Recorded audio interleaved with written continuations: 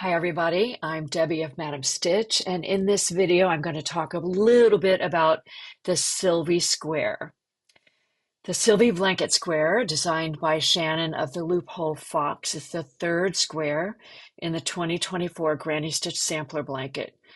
I think you'll find this a beautiful square that's a relaxing make at this stage of the blanket construction. So let me tell you just a little bit about this beautiful square. So the inspiration or goal of the designer in this square was to keep it simple, but add just a little something to the granny stitch. While some of the other designers in the granny stitch sampler blanket might come up with something intricate and gorgeous, this square takes a step back and keeps it simple. Although I think this is a pretty gorgeous square, even though it is simple.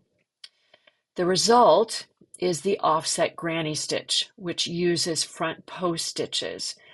They create a subtle ribbing to the square without taking away from the simplistic beauty that is the granny stitch. Music to my ears. The yarn is it simply uses one color of worsted weight yarn, just like the rest of the blanket and the rest of the squares. It uses acrylic blends or acrylic wool blends, something in the middle of the worsted weight range. And Shannon has some guidance in her pattern about what yarn she used.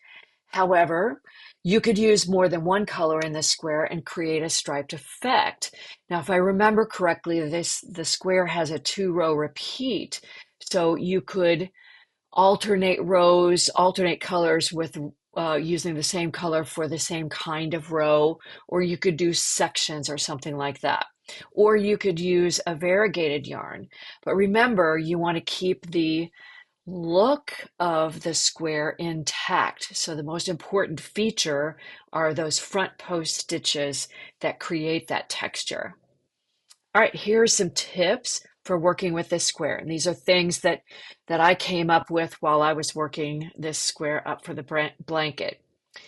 The Sylvie square is worked in rows rather than in the round, which is different from other squares in this project. So gauge is super important. Be sure to check it before you begin. So just make a gauge swatch, measure it, and make sure that you're getting the right gauge. Also, after working the first few rows, measure the square across and check that measurement against what the pattern calls for.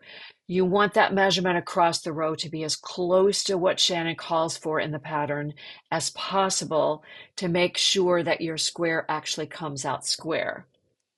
So if you do need to adjust the width, Shannon suggests that if you either change the hook size or you change the stitch count, both of those methods should get you to the goal.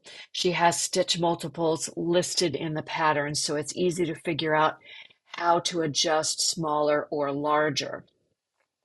And while the pattern calls for a certain number of rows, measure your square as you work the rows to be sure that it measures the same across as it does, or the same lengthwise as it does widthwise. You can adjust the number of rows that you make. Just be sure that you finish a 2-row repeat before you stop.